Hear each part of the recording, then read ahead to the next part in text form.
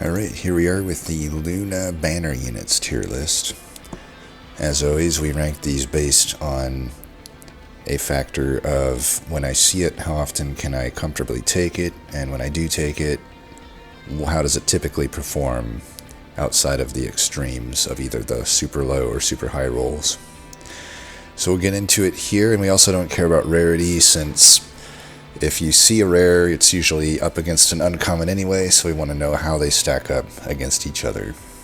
Now, what I will say, just in general about Luna, is where with the first two cleanse I've reviewed the banners of, which is Banished and Pyreborn, I'm pretty excited to visit those banners on the map, typically, because there's a pretty good spread of things that are good. And I don't feel the same way about Luna. You know, they have some good units for sure. Like, it's not as dire as like in Monster Train 1, the Last Divinity, something like Umbra was, or like pre-Last Divinity patch Hellhorn in Monster Train 1. We're both more dire than Luna is, but they're still probably the weakest of the Monster Train 2 banner unit, I would say, just if I look at them as a whole. What we'll get into here, the first one we have up here is Ethereal Sealy, who I'm going to put into the A tier. It's a rare, and it's just very easy to include in a deck, and it typically just does a lot for you, I would say. It's 1 pip, it's 1 ember. The stats obviously suck, but this is a unit that really doesn't need anything. It doesn't take any big upgrade particularly, or it doesn't need it. It just kind of does what it does. All you really need to do is add some health. I usually just add some conduit on top of it as well. So real cheap upgrades to make it pretty good. You can add any of the typical things, such as a large stone to it if you want to, but you know, it just doesn't need anything really. It does what it does. It's a utility unit. It's not, I'm not going to say it can't carry a run, because it can definitely carry a run if you have a lot of triggers of conduit application. So like, if you can pair this, for example, with a Aurora Weaver, would be an example of a really nice thing to pair it with. You know, you're going to get an extra conduit every single time it moon cycles. Granted, Mooncaller technically kind of does the same thing in that regard, but Mooncaller is not a banner unit, and Celia is much more versatile because, you know, it just works with everything. It doesn't matter if it's moon phase, doesn't matter what it is, just any application of conduit, it's going to be good. And there's artifacts, too, that it works really well with, obviously, like slaying and gaining an artifact. Or sorry, the artifact where you slay and gain conduit. You know, you'll get basically double value out of that with the Ethereal Sealy. And you can stack multiple of them on a floor. You know, it's a pretty good dupe target. Empyrean Well. But all that being said, it doesn't necessarily just sort of do anything on its own necessarily. It still at least has the innate 5 conduit, so it at least does that. But probably it doesn't make S tier just because it doesn't really make a huge splash from the first time you take it. It kind of just, you have to build into it to make it good, and then it's usually by mid to late game that it starts to pop off. But I'm very rarely sad to see a Sealy. I would actually be convinced it's like low S, but for now, I will leave it in A. Nightingale.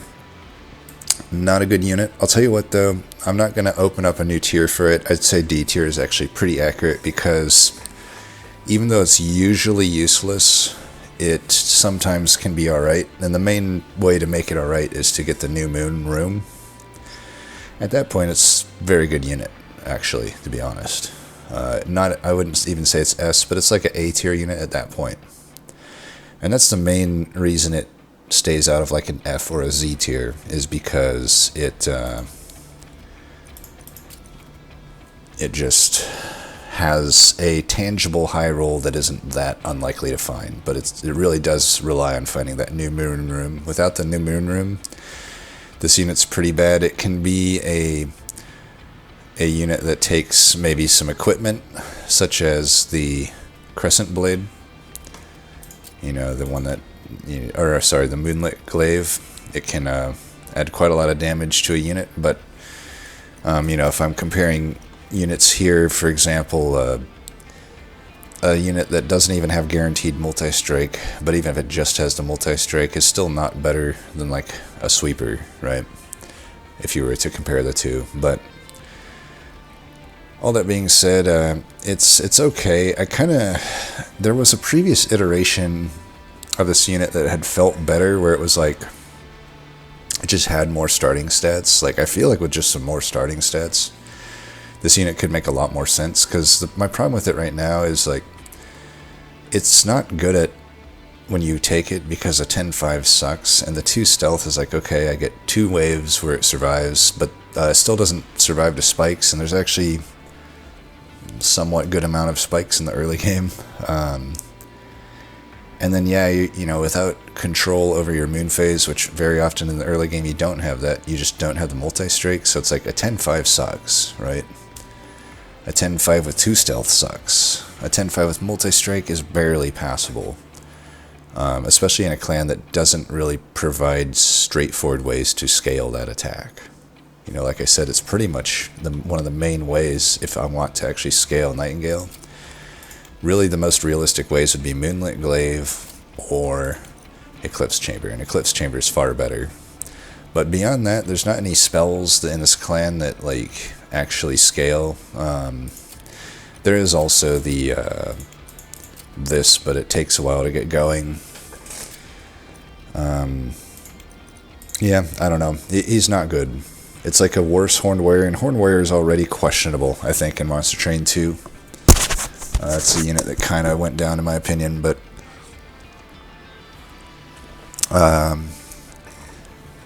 hear there are, through the grapevine, that they might be reworking this unit at some point, but in the current form as of the patch that I record this, it's not a good unit. So look at the unit in the video if you're watching this video a long time in the future, and maybe it looks different and this rating won't matter. But yeah, definitely right now it's one of the weakest banner units in the game. Might be the weakest uncommon. And then we have this dude, Moonguard, right? I rarely remember that guy's name. He's okay. I lean toward B or A. I definitely wouldn't say he's generally better for me than Sealy, but there are runs where I would obviously take it over Sealy if I need this effect. I think my main problem, though, is it's just a single striking unit.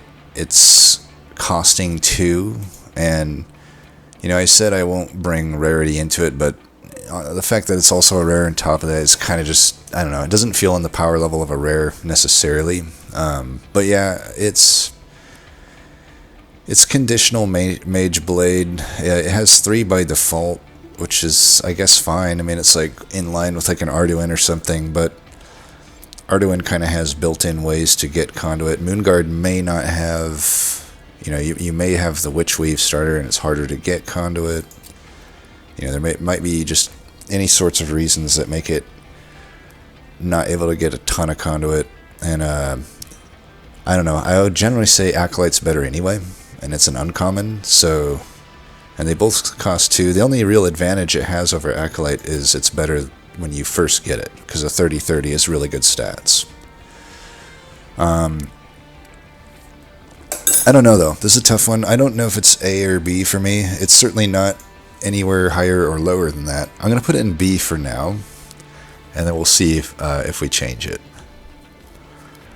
Okay, and then we got Shadeguard. Shadeguard is a very good unit. It's definitely the most takeable unit in the clan, I would say. That being said, I don't know that it's worthy of S tier. It's certainly worth considering that it is S tier. But here's my thing about Shade Guard, and I really have nothing bad to say about it. I'm just wondering if it's really an S tier card. It's at the end of the day, it is a 2 Ember and 3 Pip unit, so that is already two things that are somewhat expensive. They're not unreasonable, but it is a knock against the card. Obviously, you can overcome it with Smidgestone, but that is spending a lot of money to do that. But Smidgestone is a great upgrade. I should also mention the upgrades that are good on these cards. I always forget to do that. So, I think I already went over Sealy. It doesn't really need any particular upgrades. Moonguard very obviously just needs the multi-strike. That's really all that's good with it. And maybe sometimes Titanite if you actually want it to tank, because it can totally tank at 30 health. But yeah, so that's all you want there. For Nightingale, it's multi-strike and quick, honestly, sometimes is okay, and then you definitely want to try to get it some health in most cases. That is mainly it. Just having a guaranteed multi-strike is nice, and it's one of the few units that I'm okay with quick on, just because I'm kind of assuming that I'm doing like a new moon room thing with it, and sometimes you just want to make sure the enemy doesn't hit you. It's not a clan that has like revenge triggers, so it just depends on who you're paired with, I guess. But if there's no revenge triggers that you care about, you probably just start pretty fine putting quick on that unit. And then Shade Guard, the upgrades it likes a lot of them. It likes Titanite because it definitely likes to tank. It likes multi-strike because it can be a damage dealer too. It likes Smidgestone, and Smidgestone allows it just to have more of them on the floor or more of some other unit on the floor. Large Stone can be okay with it. It just depends. Like, if you're combining it with Smidgestone, that's okay. Just give it some initial stats. Or you could just put Large Stone on it if you don't really plan on putting another unit on the floor. Sometimes Shade Guard just sort of sits on a floor by itself to try and do similar things to like a Firebrand. It's just not as good as doing it as Firebrand. And honestly, Firebrand is probably one of the biggest units I'm comparing it to, because Firebrand's very clearly in the S for me, but I don't know that Shade Guard is very clearly in the S, because to me Shade Guard is not as good as Firebrand, even though it kind of wants to do similar things where it's like, you're just passively scaling this tank that can also deal damage. It can either be on a main floor, it can be on a different floor just all by itself. It does a lot of the same stuff. But they have the same Ember cost, but Shade Guard is 1 more pip. That is on knock against it, and I think the effect is just not as good as Firebrand's. It is a great effect though, but it does require you to have some support for it, whereas the Firebrand really requires no support to be good. And they both kind of require the similar Merchant of Steel upgrades to really pop off.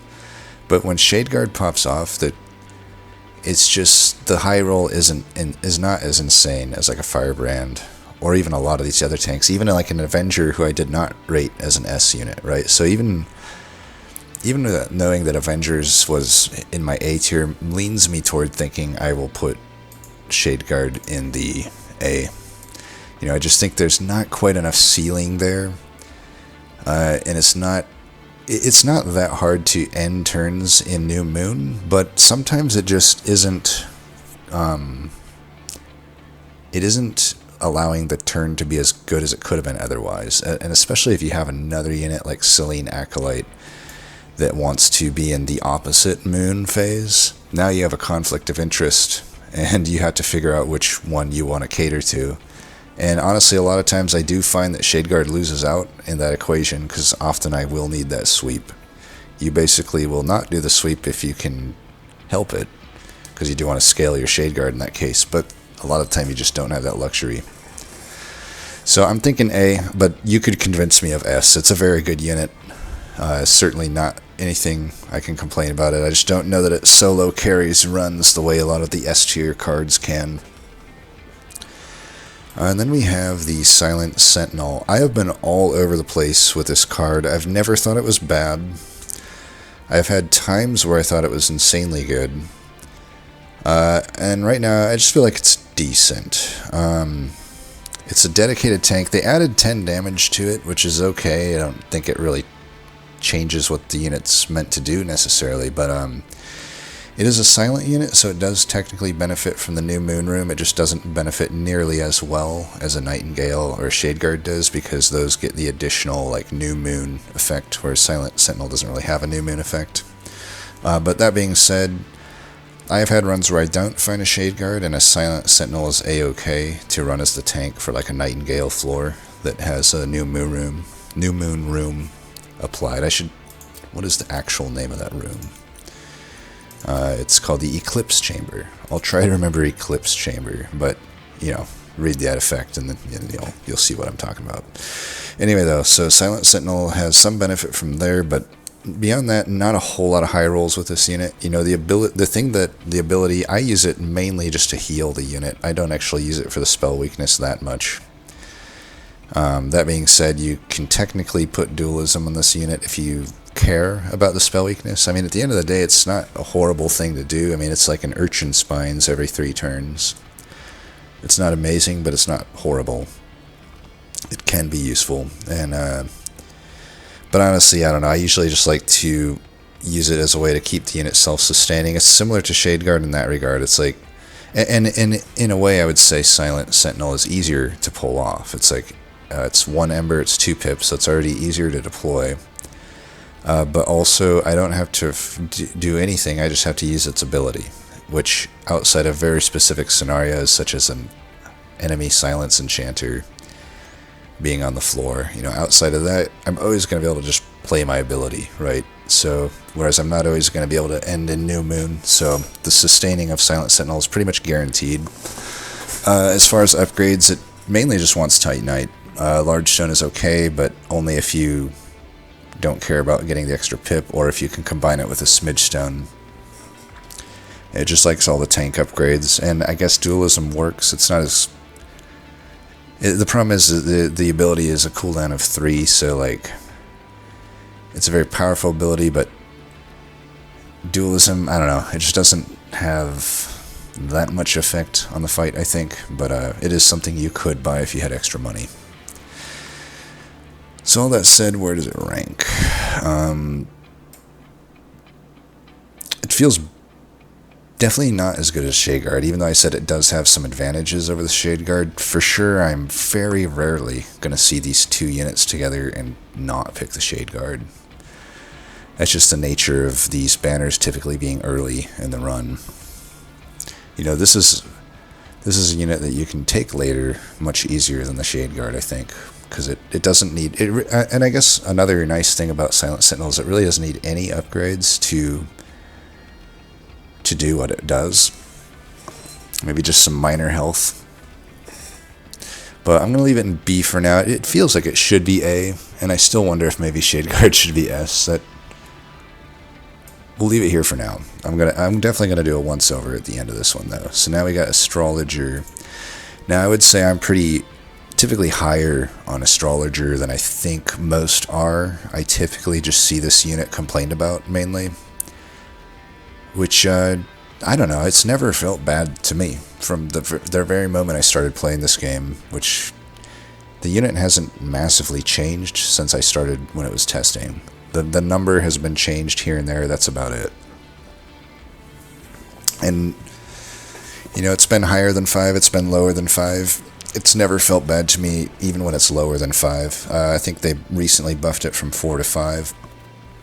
And I gotta say, I don't know, it's just good. It's not obviously not as good when you're Witch Weave start, but it can still become good. And then when you're not Witch Weave start, when you're the, let's try to remember the name of that spell. It's Moon Ritual. I just call it the Moon Phase spell. But yeah, Moon Ritual. When you're that, it's pretty good. I mean, it's like, that's a lot of flat 5 damage increases for nothing at all. It costs 0. You have 5 of them in your starting deck. Or 4, I can't remember now. Is it 4 or 5? Well, whatever the number is, you got that in your deck. And then, whatever else you can find. It has definitely some high rolls, and it's just a unit that I don't have to babysit at all. And it just naturally scales, and that's like something that's very good in Monster Train 2, in my opinion. Something that really really doesn't, I don't have to click on the card at all. I don't have to click another card and point it at the card. It just sits there and gains attack while I'm doing other stuff. And if I really want to, I can like focus on it more, but typically speaking, it's just going to be pretty valuable. As such, I think I put it in my A. I definitely take it more than I take Silent Sentinel. I'll probably be promoting this unit up, but we'll see. It's like I'll have to think about like when I see these cards together, how often do I take one or the other. Then we got Scrivener. I don't know. I don't think it's very good. Certainly not good for a rare, but I don't know. It's like, think of the starter cards for if there's a few ways that they could fix this card, and granted, I think they are taking a look at it, so it's probably going to be buffed by the time if you watch this like months in the future or whatever. But you know, again, similar to the Nightingale, it's just in the current form not very good. I mean, think you start with your starter cards. They're either going to be a Witch Wave, which is 0 cost, deal 1 damage, heal 1. Or the Moon Phase card, of which I've already, Moon Ritual or whatever. And it's like, okay, so my 2 cooldown ability is that I likely just draw those in most cases, especially early game. And then sure, maybe later on I can thin the deck out enough that I'm usually getting better, but like, I don't know, then you also might just have starter spell cards for the other clan, right? Maybe you're Pyreborn with the Fire starter, or you're Awoken with either of their starters, right? So, like, realistically, a lot of runs you just cannot thin the deck out enough that I could, there's no way I can remove all 10 of them, right? So it's like, the odds just are never great that this thing actually draws anything that relevant. The ways I would fix it, the most fun way, but obviously it would take the most effort, so this is like my ideal fix for the unit, would be that it just has like basically kind of like an old magic effect where you create a temporary card that turn, and then, you know, I would think maybe the options, they could either be static each time or you could make them random each time. I don't know what would be better there, but I do know that in either case those just sound much more fun than the current version of the card. So my thought's basically similar to like old magic. It's like, well, maybe I'll get offered like 2 or 3 choices. They won't necessarily be the same choices each time, and then I pick that, and then I pick like another set of 2-3 choices, so it's like a double whammy basically. I mean, more or less, they could just have it be old magic, but maybe make the options different, just so it's not ripping it right out of Monster Train 1, you know what I mean?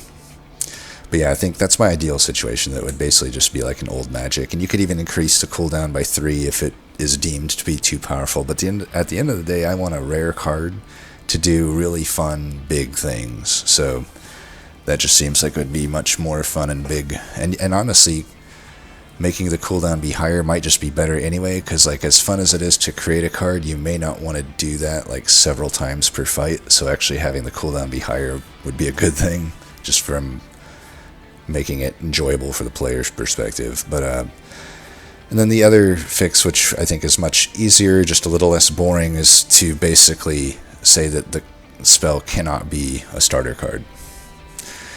Now, if I was guaranteed that it can't draw starter cards, which it already has a tag for, obviously, because there's already artifacts that interact with it, right? There's one that makes them cost 0, so it's not like it's some brand new mechanic to the game to like specifically interact with starter cards, right? So yeah, the idea is that you would just make sure that it can't hit starter cards, and then it becomes much better.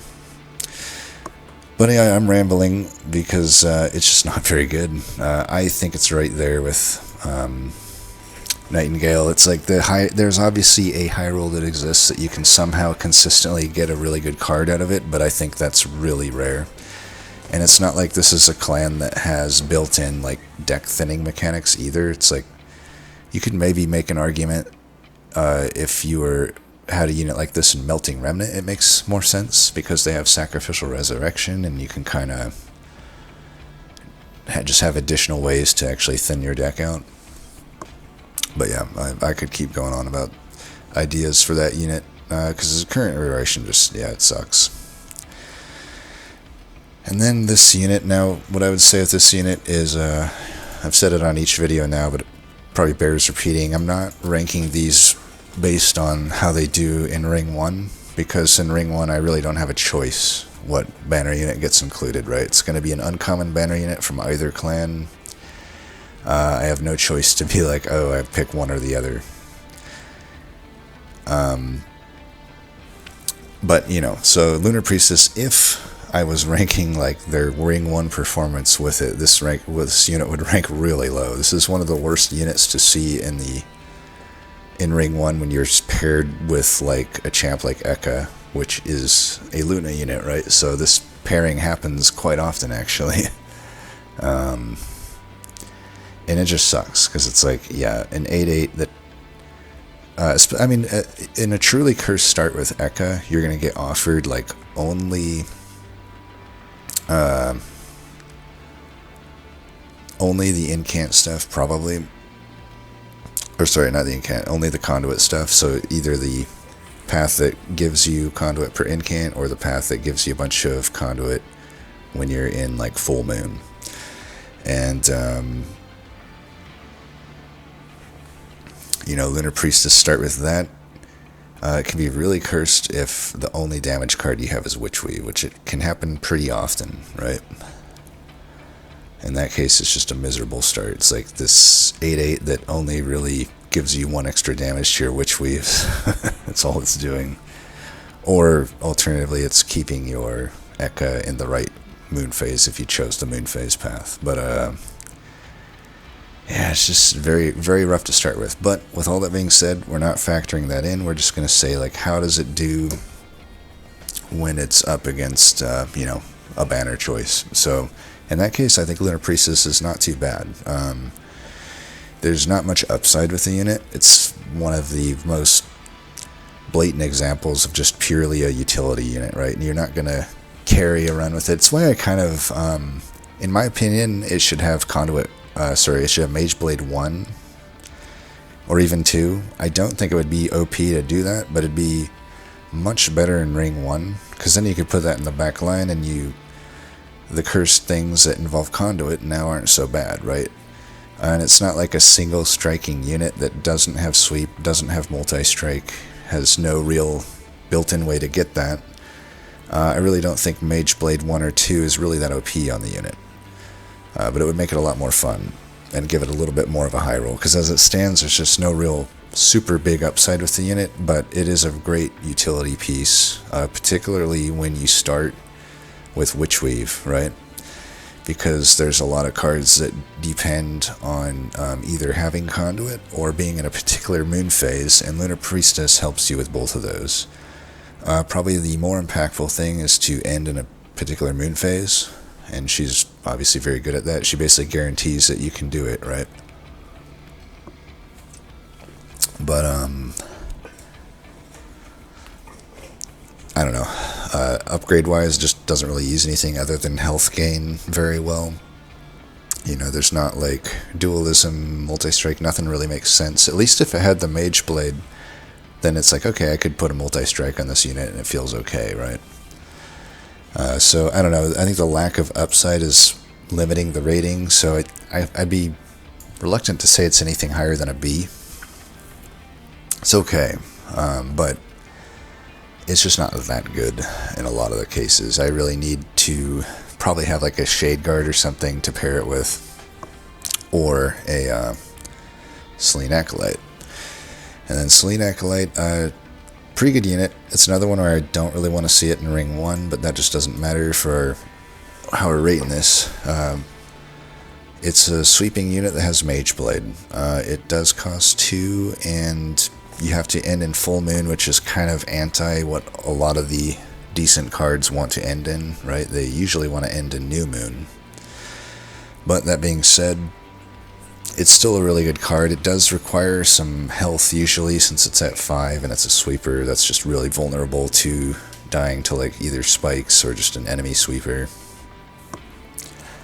So you usually need health, and then anything like quick is fine on it. Multi is obviously great.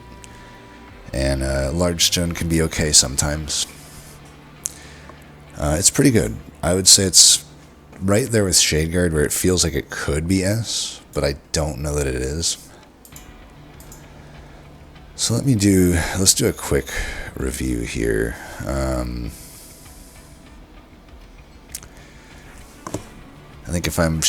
think Shadeguard and Celine are pretty equal if I were to see them against one another.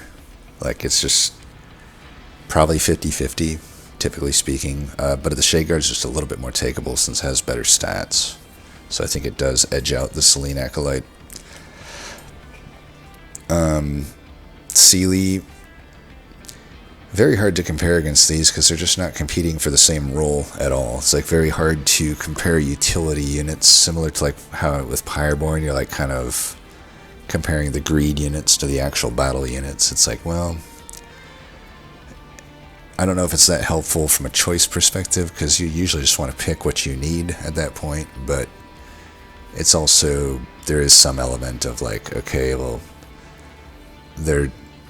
the times that it shows up that one is correct or the other still end up being skewed one direction, I feel, and that can separate if deeming if something's like a higher tier or not. But yeah, so I think Sealy, I don't know that I would take it over a Shadeguard or a Sweeper in a lot of cases. But there are definitely cases that I would, but I think I'll leave it lower. And then Astrologer, I don't know, I really like Astrologer. I just don't know that it's on the same level as them. It doesn't feel like it should be. It's definitely not as good as these three units. And then this starts to shape up a little better. I do think Astrologer might edge out Silent Sentinel for me. This guy is really tough for me to say one way or the other. I think I would typically take it over an Astrologer for sure, and probably over the tank. But it'd be rare that I would take it over a Sealy or a Celine Acolyte. Celine Acolyte just does what this unit does, but better. I would have to like be like really low on health with Eka as my start or something like that, and be in a desperate situation to pick this unit over this unit. And obviously that is a situation that could come up, right? Because you're going to take a Bloodbath in Ring 1 a lot of the time with Eka. So it's not like it's out of the question, but I do think it's still more often I would be taking the Celine Acolyte over this unit, most likely. So I think this does remain in the B tier. This unit is borderline C, I feel, but it doesn't feel as bad as a C. It's really not, even in a build that it's just kind of okay in, that's feeling B tier to me. It's not feeling like C tier when I take it and it just doesn't really do anything specific, right? It is still just providing one conduit per turn, which is maybe not that good in a vacuum, but certainly if I can like attune some cards or get some attuned cards, like that starts to become a lot better, right? And definitely I'm keeping these in the D. I really don't like these units. They're still takeable. I could maybe put Scrivener technically to C, but I just don't want to, because this unit needs to get better. And I don't want to give the illusion that it's anywhere close to good. Maybe it is, I don't know. Maybe it is good, but I'm leaving it in D. Yeah, I think I'm fine with this. So this kind of reflects what I earlier said about the Lunas. It's like I'm not that excited to see Luna banners because they don't really have that S tier impact type consistency that I'm looking for with a lot of these units. I feel like Shadeguard and Celine Acolyte, they're right there, like they're close enough to S that maybe that doesn't matter that much, but just looking at them as a whole, they just, I don't know, they aren't that enticing. You got two of them in the D tier, and most of the others are in the B tier, and then you got your 3 A tiers, so it's not enticing. And I could even maybe argue I could still kind of see C tier for some of these units, but I think I'll leave it in B for now. So yeah, that is Luna. We'll go on to do Underlegion next. And to be honest, I don't know. I'm not actually that high on Underlegion banners either. I think they got a few really good ones, but the rest are kind of bad. We'll see. We'll see if they actually end up similar to Luna in power level. So yeah, until next time, thanks for watching. Peace.